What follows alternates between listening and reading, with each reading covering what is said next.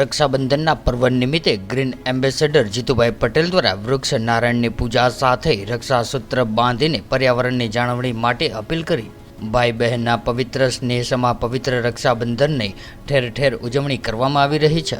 ત્યારે જાણીતા પર્યાવરણવાદી અને ગ્રીન એમ્બેસેડર જીતુભાઈ પટેલે પોતાના ધર્મપત્ની સાથે આજરોજ સાયન્સ સિટી અમદાવાદ ખાતે વૃક્ષ નારાયણની પૂજા અર્ચના કરીને રક્ષાસૂત્ર સમાન રાખડી બાંધી હતી અને લોકોને રક્ષાબંધનની શુભકામનાઓ સાથે પર્યાવરણની જાળવણી માટે અપીલ કરી હતી। હાલના ક્લાઇમેટ ચેન્જ સાથે ગ્લોબલ વોર્મિંગના સમયમાં વધુમાં વધુ વૃક્ષારોપણની સાથે સાથે પર્યાવરણની જાળવણી ખૂબ જ મહત્વની છે।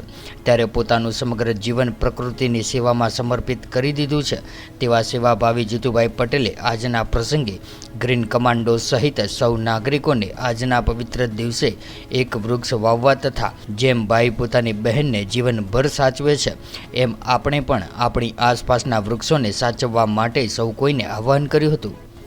વૃક્ષનારાયણ દેવ કી જય। આજે રક્ષાબંધન હોવાથી તો ઘણી જગ્યાએ વૃક્ષને પણ રાખડી લોકો બાંધીને એ એમની સંવેદનાઓ બતાવતા હોય છે। અમે પણ ઘણા વર્ષોથી વૃક્ષને યાદ કરીને દર વર્ષે રક્ષાબંધને અમે પણ એમને રાખડી બંધન કરીએ છીએ સુમીબેનને બંને।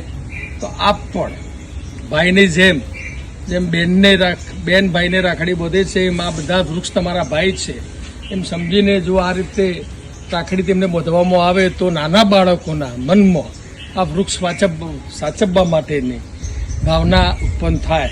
તો આ માધ્યમથી મારા ગ્રીન ગ્લોબલ બ્રિગેડના અને પર્યાવરણ પ્રેમીઓને વિનંતી છે કે આપ પણ બહેન પાસે રાખડી બંધાવો તો આપ પણ આ વૃક્ષને જાતે સહપરિવાર આ રક્ષાબંધન કરો એવી આ માધ્યમથી વિનંતી છે। આ સાથે ઉમરાનું ઝાડ પણ આ લીમડાની આગળ આ અમદાવાદ સાયન્સ સિટીમાં મારા પુત્રના ઘરે આ કુદરતી થાય છે। મારા દરેક ઘરે ઉમરો થાય જ છે એનો ઉમરો એ દત્ત ભગવાનનું ઝાડ કહેવામાં આવે છે। તો ફરીથી આ માધ્યમથી સૌને વિનંતી છે કે વૃક્ષને એટલો પ્રેમ કરીએ કે ભાઈ બહેનને કરે એટલો। વૃક્ષનારાયણ દેવ કી જય। Green global brigade. Thank you. આભાર।